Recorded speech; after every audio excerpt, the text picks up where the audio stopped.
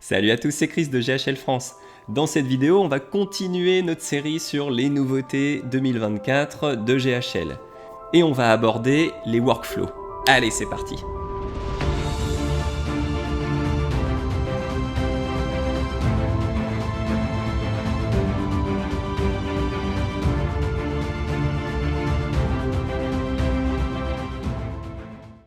Et de retour sur GHL, on est dans la partie automatisation, workflow ou flux de travail.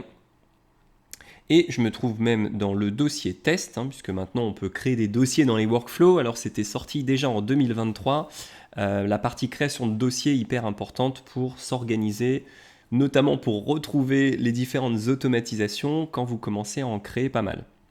Et je vais créer un nouveau workflow. Alors c'est vrai que je vais plutôt vous parler de l'interface utilisateur, c'est quand même la grande nouveauté des workflows, mais il n'y a pas que l'interface qui a changé, ils ont également rajouté comme d'habitude des triggers, les déclencheurs, où ils en rajoutent régulièrement. Mais c'est vrai qu'ils ont rendu l'interface beaucoup plus fluide, bien plus agréable, maintenant on s'y retrouve beaucoup mieux. Et parmi les nouveautés des triggers, je ne tiens pas la liste de tous les déclencheurs que GHL a ajoutés récemment. Je sais qu'il y a la partie paiement qui a été rajoutée en 2024, notamment le partie paiement reçu, payment received. Et je sais qu'ils ont rajouté aussi des triggers pour Shopify, notamment la partie abandon de panier et les communautés ou membership, où on peut facilement déclencher des scénarios lorsqu'un accès est donné ou lorsqu'un accès est révoqué, par exemple. Bon, on va prendre un déclencheur au hasard, un événement par courriel. Tiens, allez, on va prendre un email ouvert. Hop, opened. Allez, un email qui a été ouvert va déclencher cette automatisation. Et là, encore pareil sur la partie interface utilisateur, beaucoup plus agréable. Vous voyez vraiment le code couleur qui a changé, les contacts en bleu. On va retrouver les actions de communication en vert, les données, des outils internes en violet. Donc visuellement, maintenant, c'est quand même beaucoup plus plaisant qu'avant où ça faisait un peu bricolage.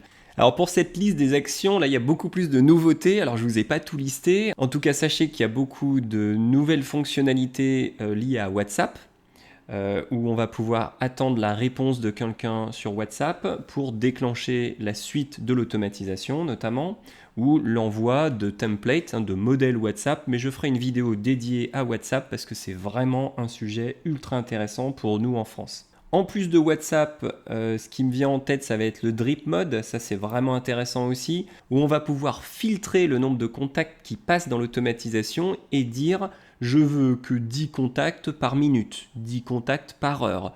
Donc on va pouvoir comme ça brider l'automatisation alors qu'avant c'était pas possible, où il fallait le faire par un moyen détourné que je vous ai expliqué dans la masterclass. Maintenant on peut le faire directement dans notre workflow et c'est vrai que c'est un bon petit plus.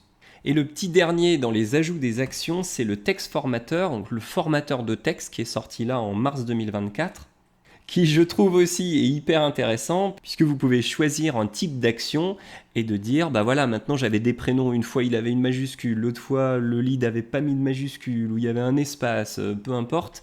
Là vous allez pouvoir formater directement dans votre automatisation et de dire je veux que la première lettre soit en capitale, le reste en minuscule.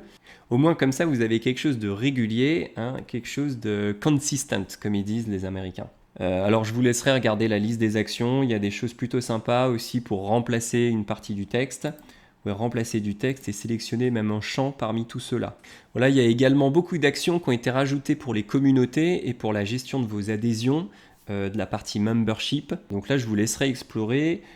Une action plutôt sympa qui est sortie il y a quelques mois, c'est de copier un contact. Alors attention, c'est une action qui est payante, c'est les fameuses actions premium. Mais vous pouvez comme ça copier un contact d'un sous-compte vers un autre sous-compte. Donc en fonction de votre organisation, vous pourrez très bien dire on a un compte qui va gérer les leads et puis un autre sous-compte qui gère uniquement les clients et vous transférez toutes les informations vers un autre compte qui est dédié aux clients. Ça peut être une solution.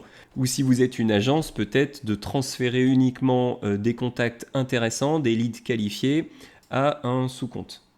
Sans oublier la partie intelligence artificielle avec deux choses. Vous avez Conversation AI qui est l'intelligence artificielle conversationnelle qui est native dans GHL et vous avez aussi une action OpenAI je vais vous la retrouver ici, qui s'appelle même ChatGPT. Vous envoyez un prompt à ChatGPT et il va vous renvoyer un message.